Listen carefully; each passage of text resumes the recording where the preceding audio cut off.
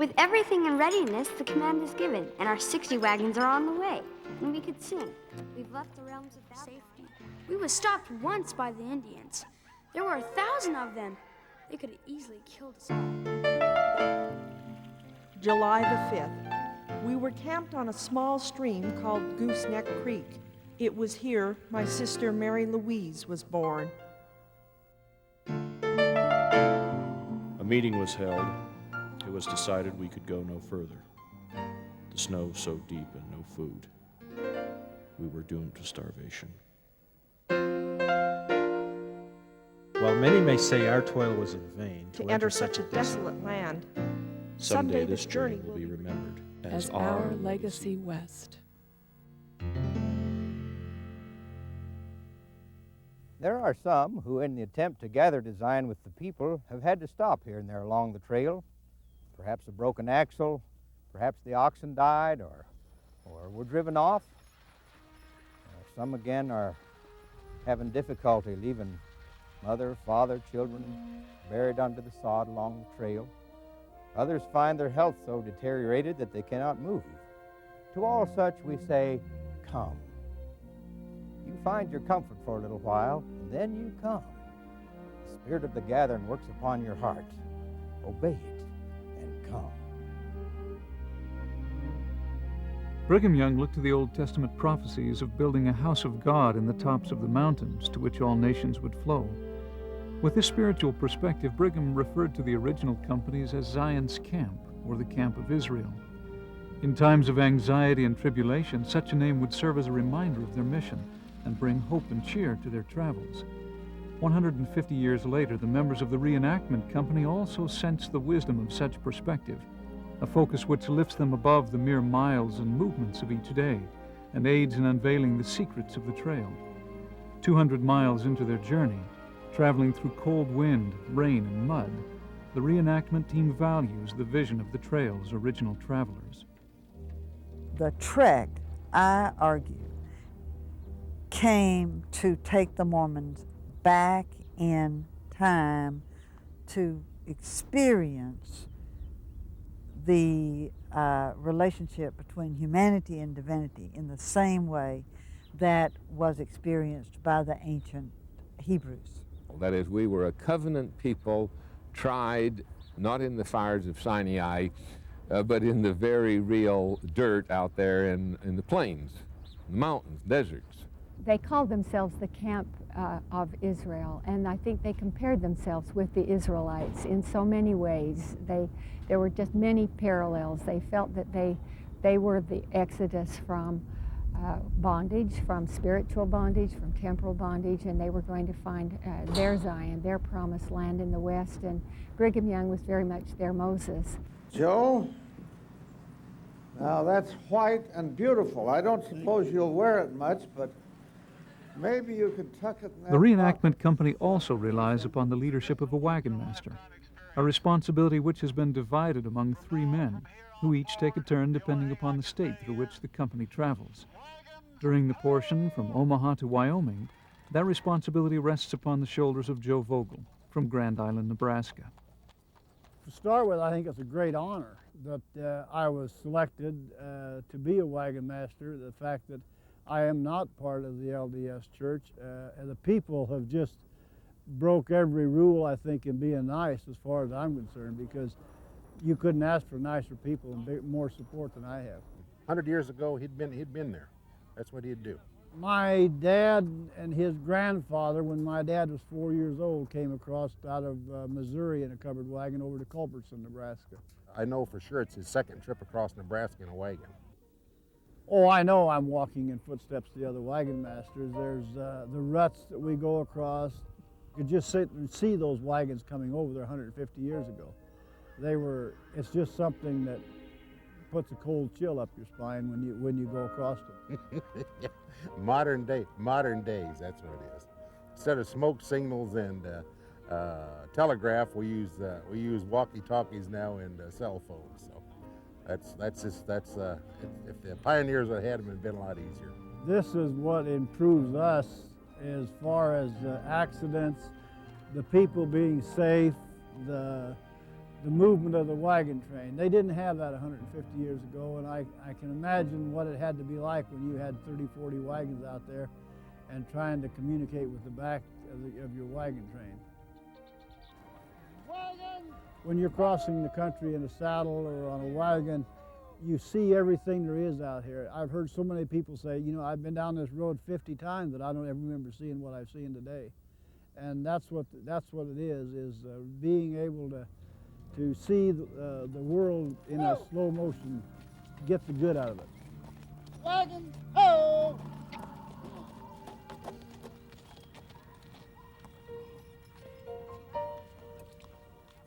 On the 5th of May, the reenactment team left Grand Island, Nebraska. Following the lines of the Union Pacific Railroad, they made their way to the city of Shelton, passing through the towns of Wood River and Gibbon.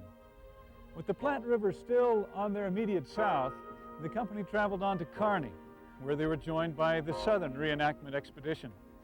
Now numbering over 30 wagons, the team made its way past Elm Creek and Overton, finally arriving in Lexington on Saturday the 10th.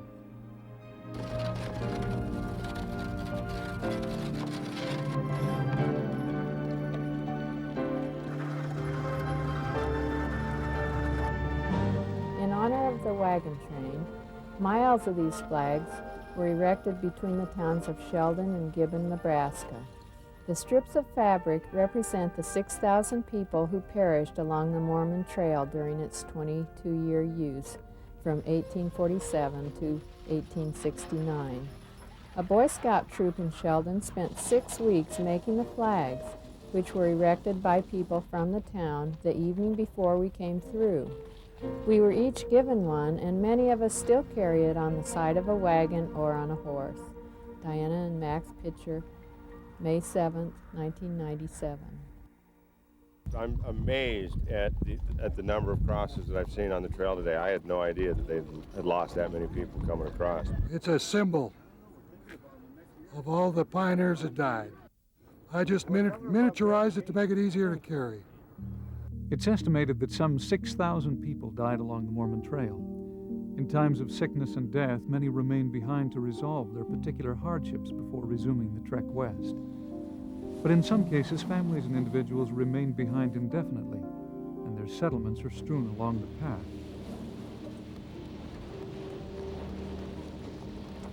It's a great part of history, and I'm glad they came through with the hand carts and everything, and I thought it was real neat. I liked it. My dad, he was about 4 years old when he was with the wagon train. My God. The Nutters, Johnsons, Dugdales, and Olivers are some of the prominent families in Shelton, Nebraska, formerly known as Wood River Center, a Mormon way station. All are descendants of original pioneers who settled in this area. You know, there were these people coming from England in particular. Part of their reason to coming to America was religious. For some, other reasons were just to get away from England.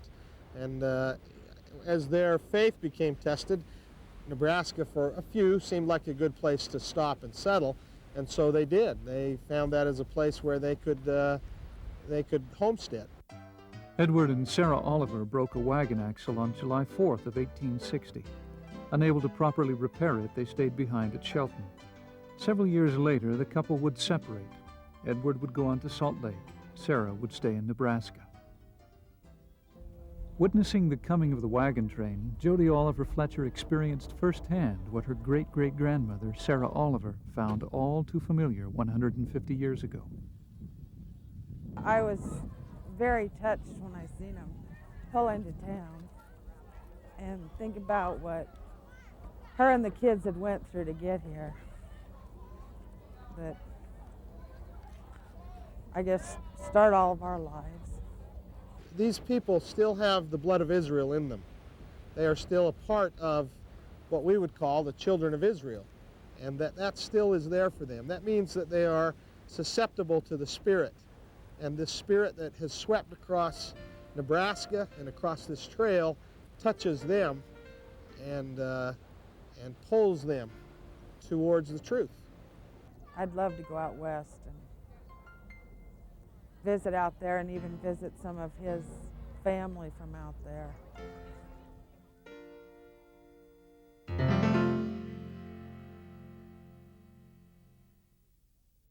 It was upon the open plains that we first encountered the great herds of buffalo. The brethren were delighted with the fresh meat, but it soon began to be a sport. They began to hunt down the great beasts, wasting their time and ammunition. Why, they would have killed everything between here and 100 miles if they'd been allowed to. I reminded them that it was wrong to kill except in the case of need, and had they considered whose buffalo these were and who fed them. It was near Fort Kearny that the 1847 Vanguard expedition first spotted the roaming herds of buffalo. At times, the plains were covered with the wild animals, which would prove to be a source of food, clothing, and fuel for companies of settlers yet to come. In the modern reenactment expedition, Kearny served as the location where the northern and southern trains would meet. Russ Letcher, serving as wagon master of the Southern Company, left Council Bluffs, Iowa, 2 days ahead of the departure of the northern team and followed the southern route, a military trail which led to old Fort Kearny.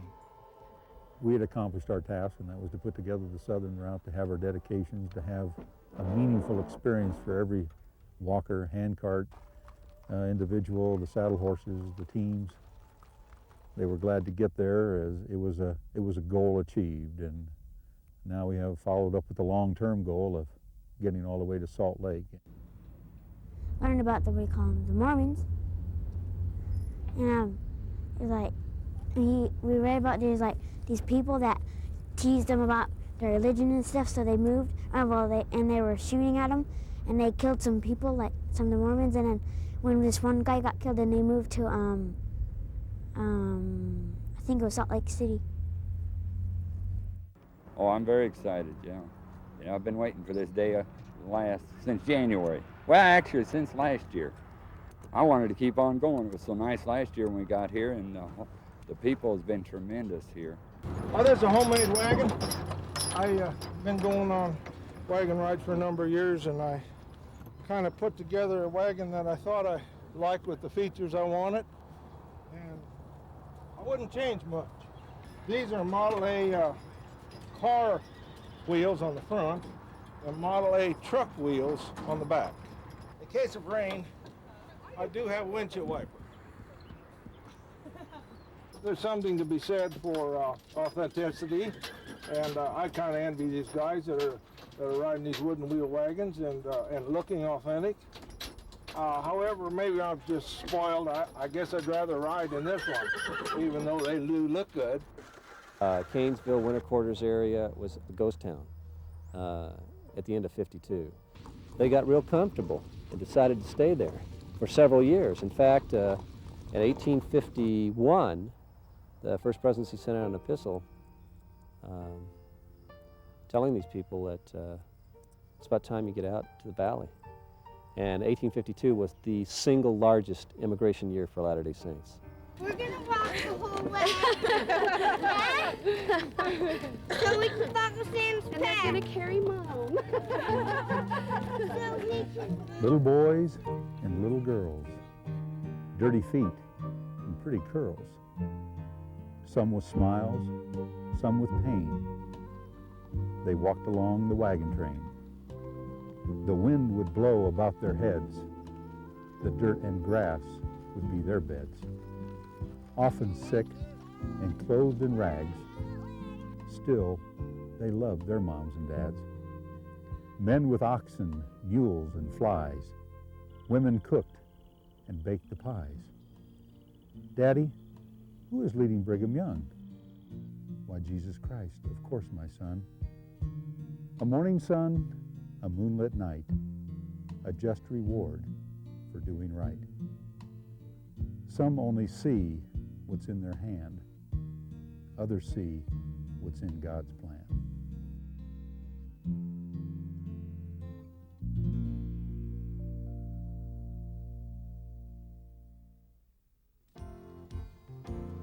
The power of the words of a journal can never be underestimated. A voice from the past has had a marked impact upon many a member of this reenactment expedition. Despite the passage of 150 years, people live again through the words of a loved one passed on. Such was the impact of the writings of pioneer Jesse Johnston. Completely changed my life. I was planning on going into constitutional law, but my parents gave to me a copy of his reminiscences and completely turned my life around. Grew my hair out, and here I am out on the prairies of Nebraska, reenacting his life. There's something new in each footstep. Each trail is something different, something new, some place where at least I have never been. It's like I'm back visiting friends, other people who Jesse talked about in his reminiscences, and other people who've kept journals that I've read. Seeing what they saw, feeling what they felt, it's magical. The 6,000 ribbons in honor of the 6,000 saints who died along the way. It was a very powerful and very moving experience for me. I was in tears 3 or 4 times, and that morning I picked up 3 wreaths to lay in honor of my great-great-great-grandmother and her oldest son and oldest daughter who died along the way.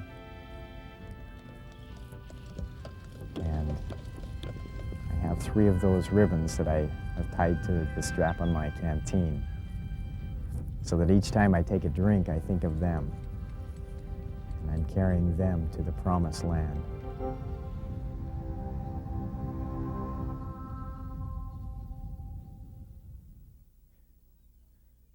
There were some confrontations with the Indians now and again, and some of them ended happily and some of them not so happily. My great-grandfather Harrison Sperry records in his journal that one time early in the journey, they were confronted by a Pawnee Indian and his son. There was some sort of conflict that ensued with the Pawnee Indian and the son and one of the pioneers. And the Indian called to his son for help, and the son came and shot a couple of arrows into the back of the man. His wife must have been close by, must have seen the confrontation. It says that she dragged him back into camp, and they attempted in their own way to remove the arrows. My great-grandfather says that he died in pain and groaning that night. So my heart goes out to the woman, because sometimes these situations ended very tragically. But on the other hand, there were many situations that had potential tragedy that ended very happily. Robert and Ann Parker were traveling in MacArthur's company with their 4 children. One day, little Arthur sat down to rest, unnoticed by the other children. A sudden storm came up, and the company hurriedly made camp. Finding that Arthur was not with the children, an organized search was begun. It continued a second day, but without success. Ann Parker pinned a bright shawl about the thin shoulders of her husband and sent him back alone on the trail to search again for their child. If he found him dead, he was to wrap him in the shawl. If alive, the shawl would be a flag to signal her. Ann and her children took up their load and struggled on with the company, while Robert retraced the miles of forest trail, calling and searching and praying for his helpless little son. At last, he reached a mail and trading station where he learned that his child had been found and cared for by a woodsman and his wife. He had been ill from exposure and fright, but God had heard the prayers of his people.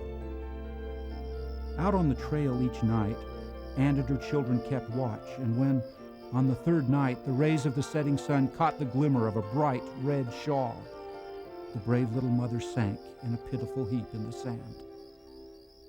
Ann slept for the first time in 6 days.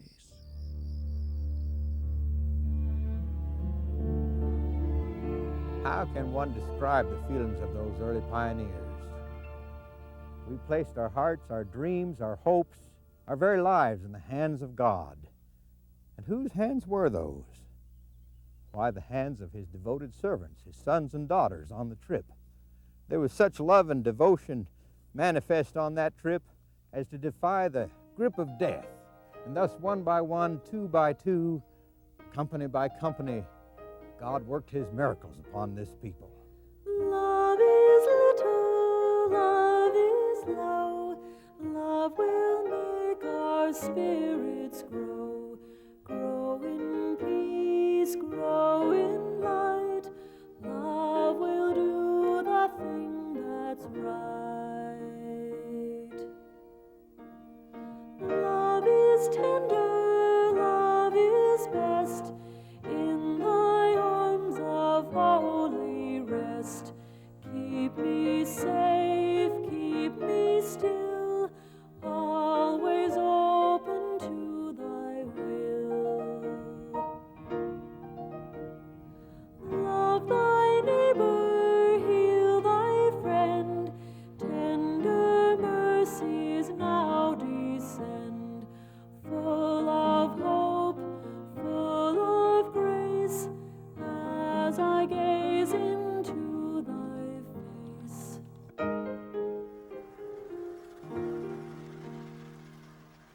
Love surrounds me, makes me whole, love eternal fills my soul, free from sin, free from pain.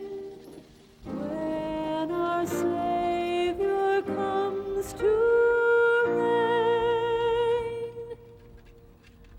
love is little, love is low, love will make our spirits grow, grow in